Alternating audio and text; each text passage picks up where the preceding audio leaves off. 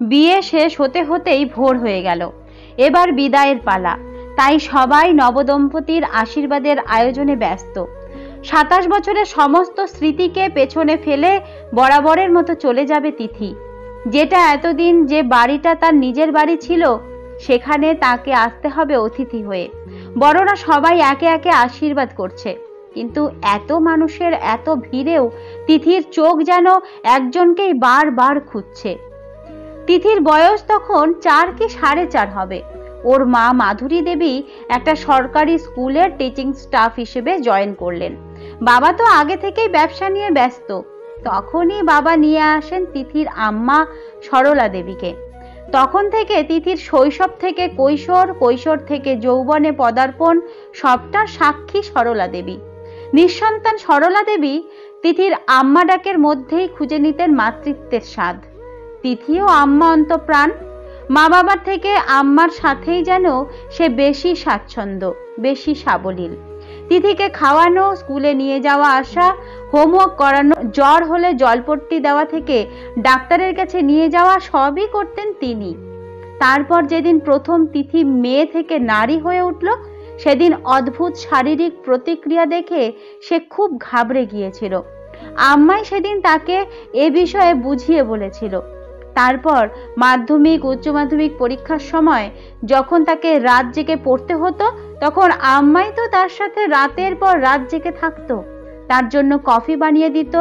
মা কোনো দিন রাত জেগে তিথির কাছে বসতে চাইলেও আম্মা বলতো, তুমি শুয়ে পড়ো দিদিমণি, সারাদিন তুমি কত পরিশ্রম করো, রাতে না ঘুমালে চলবে কেন, আমি তো জেগে রইলামই।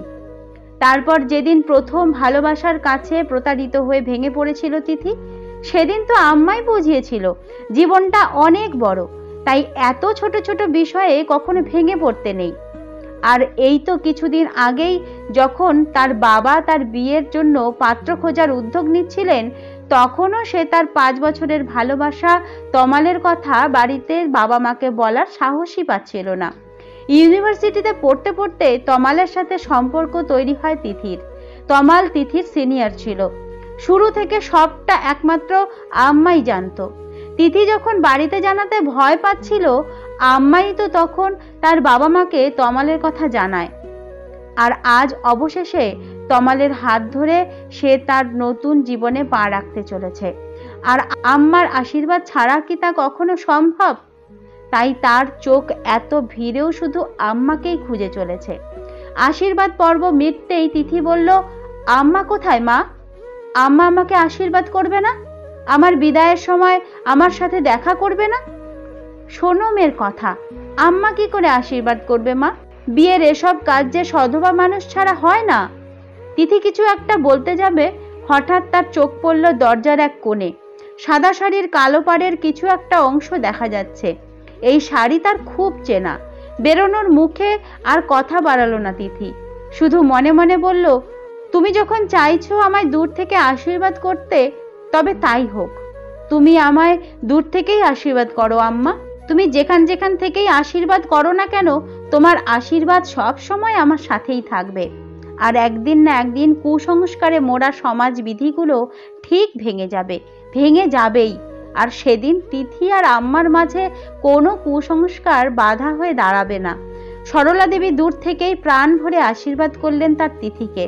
দু চোখ তখন জলে ভেসে যাচ্ছে, কিন্তু এ অশ্রু কিসের? মেয়ের শ্বশুরবাড়ি চলে যাওয়ার ব্যাকুলতার, মাতৃত্বের স্বীকৃতির, নাকি প্রতিনিয়ত সামাজিক কুসংস্কারের শিকার হওয়া এক নারীর? তা তার নিজেরও অজানা।